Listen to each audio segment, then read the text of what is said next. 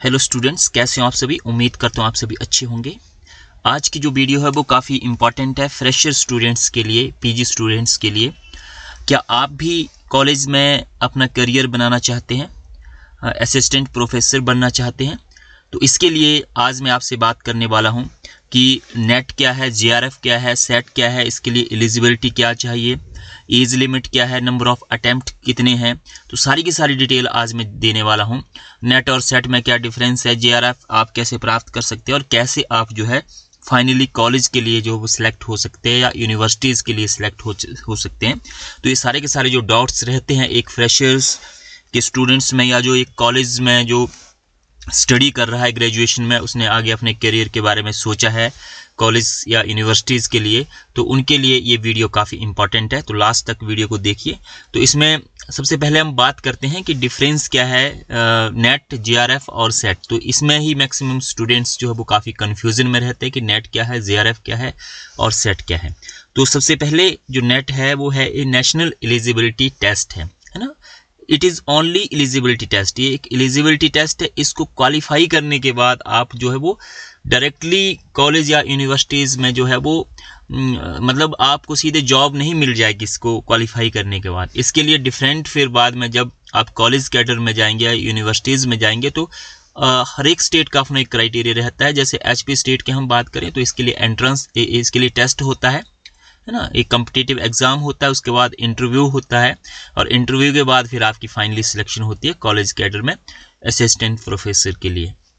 Universities में जो है वो डायरेक्टली आपका जो है वो इंटरव्यू लिया जाता है। अलग अलग यूनिवर्सिटीज़ का अपना अलग अलग क्राइटेरिया जो है वो रहता है। तो ये माइंड में आपके क्लियर होना चाहिए कि नेशनल एलिजिबिलिटी टेस्ट है, मतलब इससे आपकी जो है वो एलिजिबिलिटी बन रही है, मतलब आप अप्लाई करने के लिए असिस्टेंट प्रोफेसर की पोस्ट के लिए एलिजिबल हो जाते हैं ऑल ओवर इंडिया। तो नेट क्या है, ऑल ओवर इंडिया में कहीं पे भी किसी भी स्टेट में कोई कॉलेज है, कोई यूनिवर्सिटीज़ है, you can apply for that, है ना, फॉर दैट।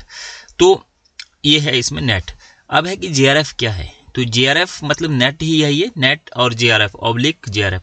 तो इसमें जो जेआरएफ है वो उन स्टूडेंट्स को दिया जाता है, कुछ एक जो 2 या 3% जो सिलेक्टेड यूजीसी जो डिसाइड करती है, मेरिटोरियस जो स्टूडेंट्स या कैंडिडेट होते हैं उनको ये दी जाती है आगे रिसर्च को परस्यू करने के लिए, है ना। तो इसके लिए आपको जेआरएफ कैसे मिलेगा, 30-35 हज़ार रुपये आपको पर मंथ मिलता है। लेकिन इसके लिए ज़रूरी क्या है, आपकी किसी भी यूनिवर्सिटीज़ में जो है वो पीएचडी प्रोग्राम में मतलब आपकी क्या होनी चाहिए, एडमिशन होनी चाहिए। एफिलेटेड यूनिवर्सिटी, ईजीसी से एफिलेटेड जो यूनिवर्सिटीज़ है या इंस्टीट्यूशंस है उसमें आपकी जो है वो इनरोलमेंट होनी चाहिए, उसके बाद ही आपको जेआरएफ मिलेगा। अब यहाँ पे कन्फ्यूज़न आता है कि भाई हमने जेआरएफ ले लिया तो क्या हम कॉलेज कैडर के लिए एलिजिबल नहीं होंगे या हमारा नेट नहीं होगा। तो नेट आपका रहेगा ही रहेगा, है ना। तो मतलब जेआरएफ अगर आप नहीं भी लेते हैं, आप स्कॉलरशिप नहीं भी लेते हैं या किसी यूनिवर्सिटी में आपकी पीएचडी प्रोग्राम में एडमिशन नहीं होती है, आप रिसर्च नहीं करना चाहते, तब भी आपका जो नेट है वो स्टैंड बाय है, इसमें कोई भी डिफरेंस नहीं आएगा। मतलब आप कॉलेज कैडर के लिए एलिजिबिलिटी आपकी वैसे की वैसी ही रहेगी, आप सिर्फ जो है वो जेआरएफ को डिनाई कर रहे हैं। अब आता है कि सेट क्या है। तो ये है स्टेट एलिजिबिलिटी टेस्ट। जैसे नेट हो गया नेशनल एलिजिबिलिटी टेस्ट, तो ये है स्टेट एलिजिबिलिटी टेस्ट। तो इससे आपको पता चल गया होगा कि विद इन स्टेट जो आपकी कॉलेजेस और यूनिवर्सिटीज़ है वहाँ पे अगर आपको प्रोफेसर बनना है तो उसके लिए आपकी जो है वो एलिजिबिलिटी बन जाती है। जैसे हिमाचल का सेट होता है तो हिमाचल में जितने भी कॉलेजेस है, जितनी भी यूनिवर्सिटीज़ है, उसके लिए आप अप्लाई कर सकते हैं, है ना। जैसे हरियाणा का सेट है तो हरियाणा विद इन हरियाणा आप अप्लाई कर सकते हैं। पंजाब का होगा तो पंजाब में अप्लाई कर सकते हैं, यूपी का होगा तो यूपी में अप्लाई कर सकते हैं, राजस्थान का होगा तो राजस्थान के लिए आप अप्लाई कर सकते हैं। मतलब कंसर्न स्टेट का जो स्टेट एलिजिबिलिटी टेस्ट होगा उसी में ही आप जो वो अप्लाई कर सकते हैं। अब आता है कि who can apply for net and set.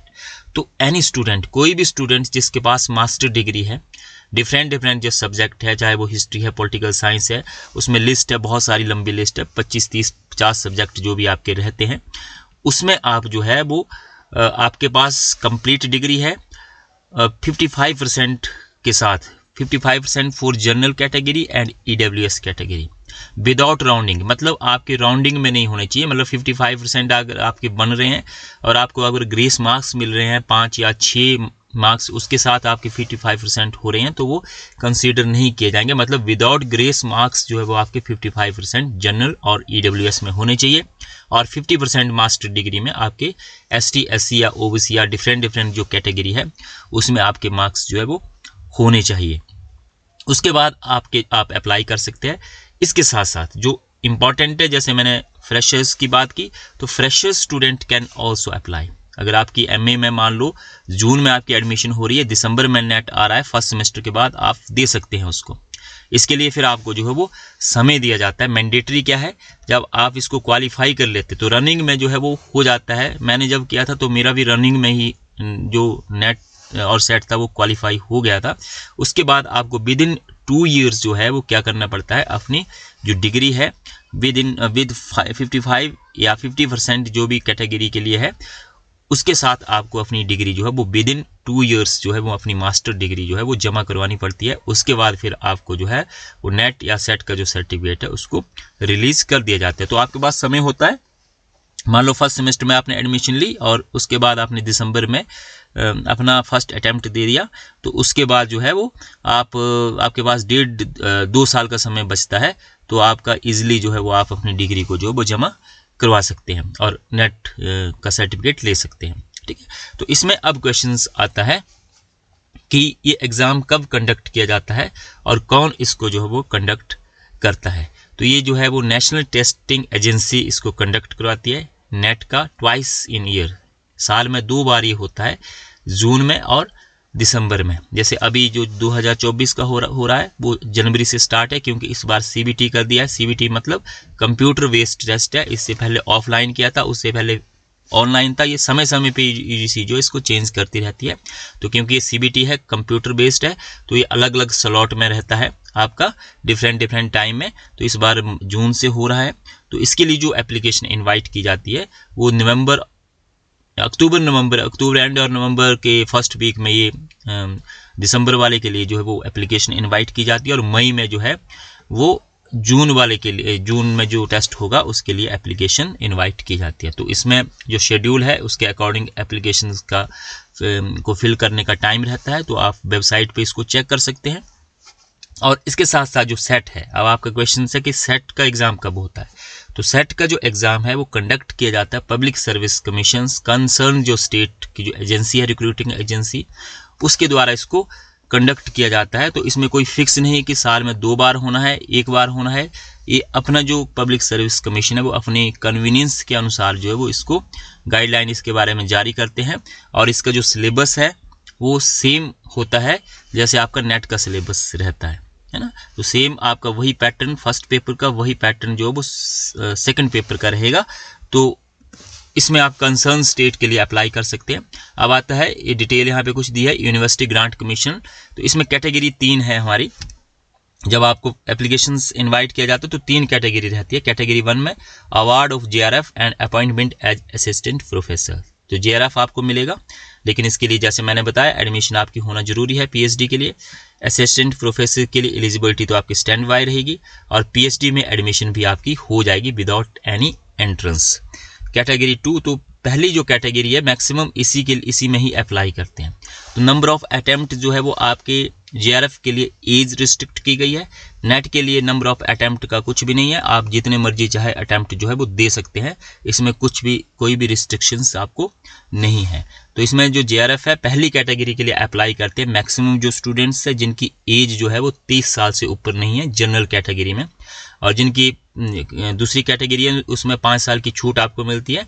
तो उसमें अगर आप उस एज के अंदर है तो आप पहली कैटेगरी में अप्लाई कर सकते हैं। और जिनकी एज हो चुकी है वो दूसरी कैटेगरी में अप्लाई करें, appointment as assistant professor and admission to PhD। इसमें आपकी जो डिफरेंट यूनिवर्सिटीज़ है वो डायरेक्ट भी आपकी एडमिशन कर लेती है PhD प्रोग्राम के लिए। और कुछ एक यूनिवर्सिटी जो है वो बाय या रिटर्न भी लेती है ना। लेकिन मैक्सिमम नेट और JRF वाले के लिए डायरेक्ट एडमिशन जो है वो हो जाती है। तो इसमें आपको सिर्फ दूसरी कैटेगरी में JRF नहीं मिलेगा, बाकी आपके अपॉइंटमेंट असिस्टेंट प्रोफेसर के लिए एलिजिबिलिटी और PhD में एडमिशन हो जाएगी। तो कैटेगरी 3 जो है उसमें ओनली PhD के लिए एडमिशन्स इसके लिए एलिजिबिलिटी बनती है। लेकिन कैटेगरी 3 में जो है वो कोई भी अप्लाई नहीं करता है, क्योंकि इसका फ़ायदा कुछ नहीं है। आप पहली और दूसरी कैटेगरी में अप्लाई कर सकते हैं। अब आता है कि ये हमारे पास कुछ डेट्स है। जो फीस स्ट्रक्चर है आपका जनरल अनरिजर्व कैटेगरी के लिए 1150 रुपये हैं। तो अगर आप जो है वो अप्लाई कर सकते हैं, आपकी डिग्री जो है वो बाद में चेक होती रहेगी 2 साल के बाद, है ना। तो कोई भी कैंडिडेट जो है वो अप्लाई इसमें कर सकता है ना। तो 1150 रुपये आपके लगेंगे जनरल कैटेगरी में। EWS OBC में 600 रुपये लगेंगे और ST और SC में जो है 325 रुपीज़ जो है वो आपसे लिए जाएंगे। और इसमें जो ड्यूरेशन ऑफ एग्ज़ाम है 2 आपके पेपर होते हैं और 180 मिनट 3 घंटे का ये एग्ज़ाम होता है विदाउट एनी ब्रेक, है ना। तो इसमें जो एज लिमिट है वो दी गई है 30 साल आपके होने चाहिए, 30 साल से ऊपर नहीं होने चाहिए जिस दिन आपका टेस्ट होगा। First day of the month in which the exam is conducted, जब आपका एग्ज़ाम होगा, जैसे अब 1/1/2025 को हो रहा है, तो इससे पहले आप 30 साल के, मतलब 30 साल होने चाहिए आपके 1/1/2025 तक, है ना। और 5 साल की आपको रिलैक्सेशन मिलती है OBC ST SC और फिजिकली जो डिसेबल कैंडिडेट है और थर्ड जेंडर के लिए, है ना। तो ये हो गया हमारा कि GRF के लिए 30 साल और 35 साल कैटेगरी के लिए, और उससे ऊपर अगर एज है तो सिर्फ आप दूसरी कैटेगरी में नेट के लिए अप्लाई कर सकते हैं, ठीक है। तो यहाँ पे जैसे दिया गया है कि कोई भी अपर एज लिमिट नहीं है दूसरी कैटेगरी के लिए। अब है कि पेपर का पैटर्न क्या रहेगा, तो UGC ने सिलेबस डाला हुआ है, आप उसको चेक कर सकते हैं अपनी UGC की साइट पे जाके। लेकिन यहाँ पे मैं बता देता हूँ कि 100 मार्क्स का रहता है आपका, 2 नंबर का एक क्वेश्चन आता है। फर्स्ट जो पेपर है वो क्वालिफाइंग, मतलब मेरिट बनती है इसकी भी दोनों पेपरों की, तो इसमें 50 क्वेश्चंस आएंगे, 2 मार्क्स का एक क्वेश्चन होगा। तो इसका जो पैटर्न रहता है आपका वो टीचिंग एप्टीट्यूड है, रिसर्च एप्टीट्यूड है, आपका जो है रीजनिंग एबिलिटी है ना, सिंपल सा मैथमेटिक्स है या कोडिंग डिकोडिंग है, इस तरह के रीजनिंग टाइप के क्वेश्चंस जो है वो आपके रहते हैं, है ना। साइकोलॉजी है आपकी। तो ये पहला जो पेपर है ना, तो ये काफ़ी इंपॉर्टेंट है, इसको क्वालिफाई करना ज़रूरी है और इसकी मेरिट भी कंसीडर होती है। तो आप सिलेबस, सबसे पहले मेरी एडवाइस रहेगी कि आप सिलेबस डिटेल में चेक कीजिए। दूसरा जो पेपर है वो 100 मार्क्स का होता है, ये सब्जेक्टिव होगा, जिस भी सब्जेक्ट में आप अप्लाई करेंगे उसी से रिलेटेड आपके क्वेश्चंस पूछे जाएंगे। 2 नंबर का ही ये भी, और 100 क्वेश्चंस इसमें रहते हैं। तो इसमें जो दोनों की जो मेरिट बनेगी फर्स्ट और सेकंड की, उसमें से 3 या 4% GRF लिए जाएंगे और बाकी जो है वो जो कट ऑफ बनाएंगे 15% नेट लेने हैं, तो 15% के अंदर जो भी कैंडिडेट आएगा उसका जो है वो नेट कंसीडर किया जाएगा, है ना। तो इसमें जो है वो कोई भी ब्रेक आपका नहीं रहता, विदाउट ब्रेकिंग 3 घंटे का टाइम इसमें रहता है पहले और दूसरे पेपर के लिए, है ना। तो इसमें जो है वो आप इस तरह से जो है वो इसकी तैयारी, आप अपना सिलेबस को डाउनलोड कीजिए और उसके बाद आप तैयारी कर सकते हैं। तो आई होप इससे आपके सारे के सारे डाउट्स, सेट क्या है, नेट क्या है, GRF क्या है और कैसे आप कॉलेज कैडर में जा सकते हैं, तो एक अच्छी अपॉर्चुनिटी रहती है। आप इसको क्वालिफाई कर लीजिए। जैसे ही कॉलेज की वैकेंसीज आती है किसी भी स्टेट की, नेट आपके पास है तो उसके लिए आप अप्लाई कर सकते हैं, है ना। और सेट अगर आपके पास है तो कंसर्न स्टेट में आप अप्लाई कर सकते हैं और अपना करियर जो है वो कॉलेज में बना सकते हैं। तो आई होप आपके जितने भी डाउट है वो क्लियर हो गए होंगे और इस वीडियो से आपको हेल्प मिलेगी। आप इसको अपने जो फ्रेंड्स है, जो फ्रेशर्स, जो स्टूडेंट्स है PG के, उसके साथ, या UG के जो स्टूडेंट्स है उसके साथ भी शेयर कर सकते हैं। थैंक यू वेरी मच, धन्यवाद। और अगर आपको आगे सिलेबस की वीडियो चाहिए, हिस्ट्री की या दूसरे फर्स्ट पेपर की, तो आप मुझे कमेंट्स में लिख सकते हैं, मैं कोशिश करूँगा। Thank you so much.